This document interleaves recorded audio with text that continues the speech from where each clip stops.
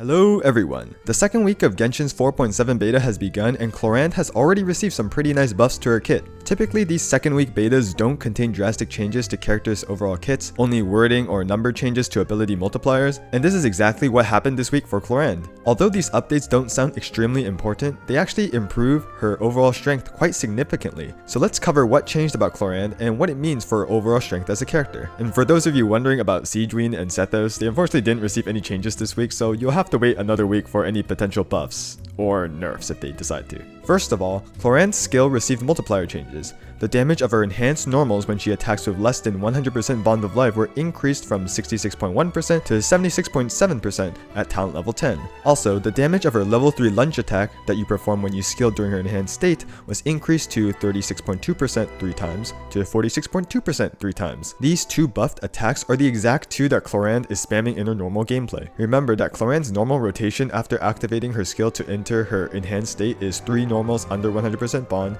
into 1 level 3 lunge attack to spend that bond of life, and repeating that a total of 6 times. So even though the values seem to have only changed a little bit, she is repeating these attacks multiple times, making this buff quite significant. A normal 6 N3E rotation gained an overall 370.8% attack multiplier with this buff, which is nice. Now her lunge attack did receive some healing nerfs. Notably, her level 3 lunge attack now only heals 110% of her current bond of life, not 120%. And after doing the math, initially, each skill healed Clorinde for 21% of her max HP. With this week's changes, she heals half of that. This is quite a significant nerf to her healing. However, I think in most teams, Clorinde should still be fine in terms of survivability. Not including her burst, her normal rotation allows for 6 lunge attacks, so healing around 60% of her HP every rotation still makes her pretty self-sufficient. However, this nerf does hurt the viability of the potential healerless Farina teams, and I don't think I would recommend trying this and rather would replace Nahida for Baiju. However, her skill was not the only change that increased her damage. Clorinde's A1 passive, which does make up the majority of her damage profile, also got buffed,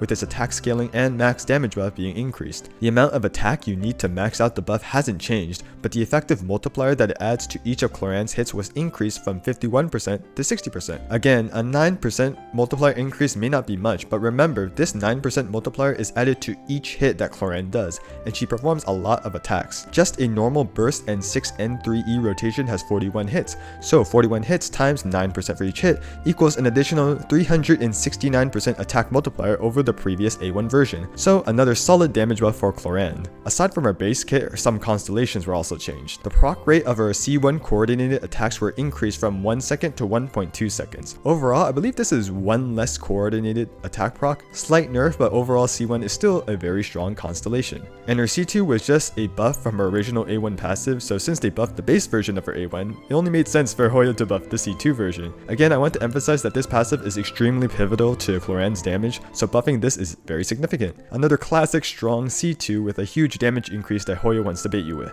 And lastly, Clorinde's signature weapon was slightly buffed to give overall 12 more damage percent. This makes sense because from early calculations, her signature was performing only slightly better than Mistsplitter and Haranke Bakufutsu. This should widen the gap a bit more, but I personally still think that if you have an extra copy of these 5-star weapons, you don't have to pull for a signature. These two weapons are already really strong on her. But who knows, perhaps Hoyo will buff her signature again even more. So those were all the changes Clorinde received this beta cycle. Some great buffs across the board, but how much stronger did she actually get? From the theory crafters I looked at who did the math, her team's overall gained about a 10% damage increase, which is great and arguably much needed. But me spewing out a number doesn't really mean much, so let me help you visualize this buff's significance with some context. In my initial overview of Clorinde's kit, which if you haven't watched the video I made about it, I highly suggest you do, I explained how if you imagined the 5-star Electro main DPSs we have and their teams, you could replace each of them with Clorinde and you would get one of Clorinde's teams. And with her initial kit numbers, Clorinde was performing on par with each of them, maybe slightly better. So if we just take Kaching and Raiden at C0 as examples, Clorinde was performing slightly better than Kaching in Aggravate and about the same as Raiden in, for example, Shuffler's Overload. And a good amount of people consider this underwhelming, which I totally understand. Sure, Clorinde's team DPS is solid and good enough, but a new character being just slightly better than a standard character and performing the same as an older limited 5-star character isn't too enticing when we recently got DPS characters like Nibilet and Arlecchino released. With the buffs resulting in about a 10% damage increase, I think I can confidently say that Clorinde Clorinde now has a decent edge over the other 5-star Electro main DPSs. She definitely outperforms Keqing now and does seem to be able to deal more damage than Raiden.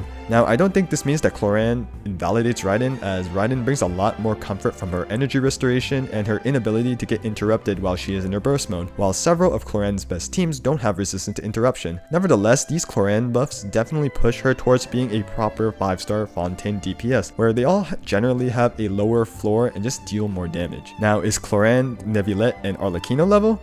No, I don't think her damage is that high yet, and I think part of it stems from the fact that she's just Electro. But who knows what will happen in the upcoming beta updates. Perhaps Clorinde will get more buffs, or she'll get nerfed. We'll just have to wait and see. And that's all I wanted to cover about this week's beta update. You know all the YouTube stuff that everyone recommends you do? Like the video, comment your reactions and questions, and subscribe? Yeah, you can do that with this video too. Anyways, hope this video was helpful to you all, and I hope you all have a wonderful day.